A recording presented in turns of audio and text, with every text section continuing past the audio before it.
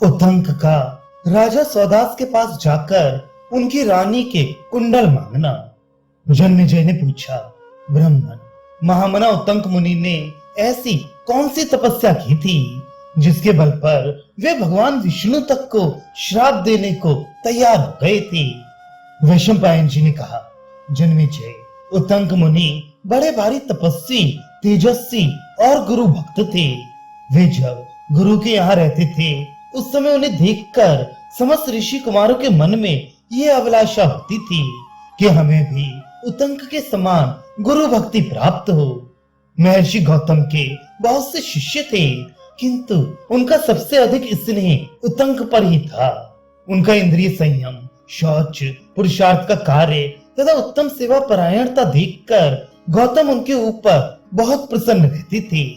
गौतम के पास हजारों शिष्य आए और गुरुकुल वास की अवधि पूरी करके उनकी आज्ञा लेकर अपने अपने घर चले गए, किंतु उतंक पर अधिक प्रेम होने के कारण महर्षि गौतम ने उन्हें अपने घर लौटने की आज्ञा नहीं दी। धीरे धीरे उन महामुनि उतंक को बुढ़ापे ने आ घेरा, किंतु गुरु भक्ति में मग्न रहने के कारण उन्हें इसका पता ही न लगा। एक दिन की बात है, वे जंगल की लकड़ी लाने के लिए गए और वहां से लकड़ियों का बहुत बड़ा बोझ सिर पर लाद कर ले आए।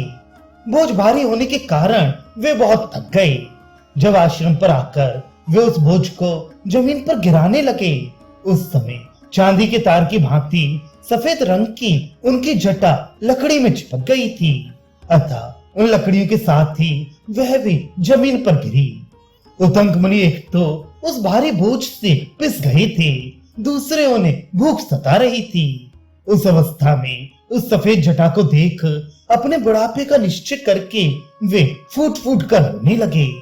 तब महर्षि गौतम ने वहां आकर पूछा, बेटा, आज तुम्हारा मन शोक से व्याकुल क्यों हो रहा है? मैं इसका यथार्थ कारण सुनना चाहता हूँ। तुम निसंकोच होकर सब बातें बताओ। उतंक ने कहा, गुरुदेव, मेरा मन आप ही में लगा रहता था।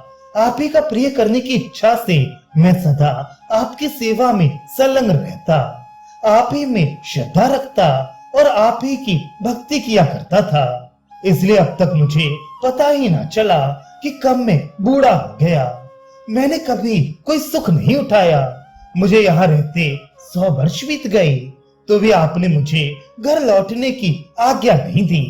मेरे बाद सैकड़ों और हजारों शिष्य यहाँ आए और आपकी आज्ञा लेकर चले गए। केवल मैं ही यहाँ पड़ा हुआ हूँ। गौतम ने कहा, भृगुनंदन, तुम्हारी गुरु शुश्रूषा देखकर तुम पर मेरा बहुत प्रेम हो गया था, इसलिए इतना अधिक समय बीत गया तो भी मेरे ध्यान में ये बात ना आई। अच्छा, अब से यदि तुम जाना चाहो तो मैं तुम्हें सहर्ष आज्ञा देता हूँ। शीघ्र अपने घर को जाओ, विलंब ना करो। उतंक ने कहा, भगवान, मैं आपको गुरु दक्षिणा में क्या दूं, ये बताने की कृपा कीजिए। उसे आपकी सेवा में अर्पण करने के बाद आज्ञा लेकर घर को जाऊंगा। गौतम ने कहा, बेटा, सत्पुरुषों के मत में गुरुजनों को संतुष्ट करना ही उनके लिए सबसे बड़ी दक्षिणा है। तुमने जो सेवा की है उससे मैं बहुत संतुष्ट हूँ, इसमें तनिक भी संदेह ना मानो। तदनंतर उतंक ने युवावस्था को प्राप्त होकर गुरु की आज्ञा से गुरु पत्नी के पास जाकर पूछा, माताजी, मुझे आज्ञा दीजिए, गुरु दक्षिणा में आपको क्या दूं? मैं धन और प्राण देकर भी आपका प्रिय और हित करना चाहता हूँ। इस लोक में जो अत्यंत दुर्लभ, अद्भुत और बहुमूल्य रत्न होगा, उसे भी मैं अपनी तपस्या से ला सकता हूँ, इसमें तनिक भी संशय नहीं है। अहल्या बोली, बेटा, मैं तुम्हारी भक्ति से बहुत संतुष्ट हूँ और यही मेरे लिए पर्याप्त दक्षिणा है। तुम्हारा कल्याण हो। अब तुम जहाँ जाना चाहो जा सकते हो। यह सुनकर उतंक ने फिर कहा, माताजी, मुझे आपका कोई ना कोई प्रिय कार्य करना ही है, इसलिए आज्ञा दीजिए, मैं क्या करूं?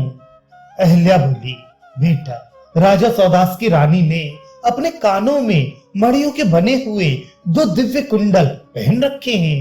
उन्हें मेरे लिए ला दो, उनसे गुरु दक्षिणा पूरी हो जाएगी। जाओ, तुम्हारा कल्याण हो। वैशंपायन जी कहती, जन्मेजय बहुत अच्छा कहकर उत्तंक ने गुरु पत्नी की आज्ञा स्वीकार कर ली और उनका प्रिय करने की इच्छा से उन कुंडलों को लाने के लिए शीघ्रता पूर्वक चल दिए। जाते जाते मनुष्य भक्षी राजा सौदास के पास पहुंच गए। इधर उत्तंक मुनि को आश्रम में न देखकर गौतम ने अपनी पत्नी से पूछा, आज उत्तंक क्यों नहीं दिखाई देते? अहल्या बोली, वे मेरे लिए कुंडल लाने गए हैं। ये सुनकर महर्षि ने कहा, यह तुमने अच्छा नहीं किया। राजा सौदास ब्राह्मणों के श्राप से मनुष्य भक्षी राक्षस हो गए हैं, इसलिए वे उस ब्राह्मण को अवश्य मार डालेंगे। अहल्या बोली, भगवान, मैं इस बात को नहीं जानती थी, इसलिए उन्हें ऐसा काम सौंप दिया। मुझे विश्वास है कि आपकी कृपा से उन पर कोई आंच नहीं आने पाएगी। पत्नी के ऐसा कहने पर महर्षि गौतम बोले, अच्छा ऐसा ही हो। उधर उत्तंक ने निर्जन वन में जाकर राजा सौदास को देखा। बड़ी भयानक आकृति थी, लंबी लंबी दाढ़ी और मूंछ, सारा शरीर मनुष्य के रक्त से रंगा हुआ। उन्हें देखकर उत्तंक को तनिक भी घबराहट नहीं हुई। उन्हें देखते ही यमराज के समान भयंकर राजा सौदास उठकर खड़े हो गए और पास आकर बोले, विप्रवर, अहो भाग्य जो दिन के छठे भाग में आप स्वयं ही मेरे पास चले आए। मैं इस समय आहार की ही खोज में था। उत्तंक ने कहा, राजा, मैं गुरु दक्षिणा के लिए घूमता फिरता आपके पास आया हूँ। जो गुरु दक्षिणा देने के लिए उद्योग कर रहा हो उसकी हिंसा नहीं करनी चाहिए, ऐसा मनीषी पुरुषों का वचन है। राजा ने कहा, विप्रवर, मैंने दिन के छठे भाग में आहार करने का नियम ले रखा है और यह वही समय है। अब मैं भूख से पीड़ित हो रहा हूँ, इसलिए आपको छोड़ नहीं सकता। उत्तंक ने कहा, महाराज, यही सही, किंतु मेरी एक शर्त मान लीजिए। मैं गुरु दक्षिणा देकर फिर आपके अधीन हो जाऊंगा। मैंने अपने गुरु को जो वस्तु देने की प्रतिज्ञा की है वह आपके ही अधीन है, अतः आपसे उसकी भिक्षा मांगता हूँ। आप प्रतिदिन श्रेष्ठ ब्राह्मणों को बहुत से रत्न दान करते हैं। इस पृथ्वी पर आप एक श्रेष्ठ दानी के रूप में प्रसिद्ध हैं और मुझे भी दान लेने का उत्तम पात्र समझिए। मैं गुरु को जो वस्तु देना चाहता हूँ उसका मिलना आपके ही हाथ में है, अतः मेरी अभीष्ट वस्तु मुझे दे दीजिए। महाराज, मैं आपसे सच्ची प्रतिज्ञा करता हूँ कि वे वस्तु गुरु को देकर फिर अपनी की हुई शर्त के अनुसार आपके पास आ जाऊंगा। मेरी यह बात मिथ्या नहीं हो सकती। मैं कभी हंसी खेल में भी झूठ नहीं बोला हूँ, फिर ऐसे अवसर पर तो बोल ही कैसे सकता हूँ। सौदास ने कहा, ब्राह्मण, यदि आपकी गुरु दक्षिणा मेरे अधीन है तो उसे मिली हुई ही समझिए। अगर आप मेरी कोई वस्तु लेने की योग्य समझते हैं तो मांगिए, इस समय मैं आपको क्या दूं? उत्तंक ने कहा, पुरुष श्रेष्ठ, आपका दिया हुआ दान मैं सदा ही ग्रहण करने के योग्य मानता हूँ। इस समय आपकी रानी के दोनों मणिमय कुंडल मांगने के लिए मैं यहाँ आया हूँ। सौदास ने कहा, ब्रह्म ऋषि, वे मणिमय कुंडल तो मेरी रानी के ही योग्य हैं। आप और कोई वस्तु मांगिए, उसे मैं अवश्य दे दूंगा। उत्तंक ने कहा, राजन, यदि आपका मुझ पर विश्वास हो और आप मुझे उत्तम पात्र समझते हो तो बहाना न कीजिए। वे दोनों कुंडल मुझे देकर सत्य का पालन कीजिए। उत्तंक के ऐसा कहने पर राजा ने कहा, विप्रवर, आप रानी के पास जाइए और उनसे मेरी आज्ञा सुनाकर वे कुंडल मांग लीजिए। वे उत्तम व्रत का पालन करने वाली हैं। आपके द्वारा मेरा संदेश सुनकर निसंदेह दोनों कुंडल दे देंगे। उत्तंक ने कहा, महाराज, मैं कहाँ आपकी पत्नी को ढूंढता फिरूंगा? मुझे क्यों कर उनका दर्शन हो सकता है? आप स्वयं ही उनके पास क्यों नहीं चले जाते? सौदास ने कहा, ब्राह्मण, वे आपको जंगल में किसी झरने के किनारे मिल सकती हैं। ये दिन का छठा भाग है। मैं आहार की खोज में हूँ, इस समय मैं उनसे नहीं मिल सकता। राजा की बात सुनकर उतंक मुनि उनकी रानी मदयंती के पास गए और उनसे अपने आने का प्रयोजन बतलाया। राजा का संदेश सुनकर विशाल लोचना रानी ने महाबुद्धिमान उतंक मुनि को इस प्रकार उत्तर दिया।